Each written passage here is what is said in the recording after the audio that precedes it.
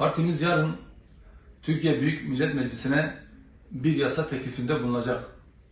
Bu yasa teklifinde Türkiye Cumhuriyeti vatandaşı olup aynı zamanda işgal devleti İsrail'in de vatandaşı olan ve çifte vatandaşlık sahibi olan insanların orada suç işlemesi durumunda veyahut da insanlığa karşı suç işlemiş, soykırıma dahil olmuş olan İsrail'in çifte vatandaş askerlerinin ülkemizde yargılanması ve orada karışmış olduğu suçlarla ilgili olarak burada gerekli cezayı görmesi için bir yasa teklifini Türkiye Büyük Millet Meclisi'ne sunacaklar. Konya olarak Konya'mızı temsil eden milletvekillerimizin de bu teklife destek olmalarını istiyoruz. Konya halkı olarak Gazze'de işlenmiş olan insanlığa karşı suçların araştırılması ve bu suçlara karışmış olanların gerekli cezayı almalarını istiyoruz.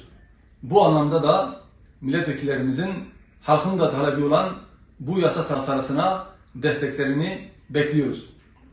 Evet, çifte vatandaşların orada insanlığa karşı suç işledikten sonra gelip aramızda normal bir vatandaş gibi hayatlarını sürdürmeleri kesinlikle kabul edilemez. Bunların cezalandırılması ve gerekli tahkikatın yapılması için Büyük Millet Meclisimizin yetkilendirilmesi ve bu yetkinin de aktif olarak kullanılmasını istiyoruz. İstiyoruz ki bir daha insanlığa karşı suç işleme cesaretinde bulunanlara ders olsun ve dünyanın hiçbir yerinde insanlığa karşı herhangi bir suç işlenmesin. Sayın milletvekillerimiz, sizleri bu yasa tasarısına destek olmaya davet ediyoruz.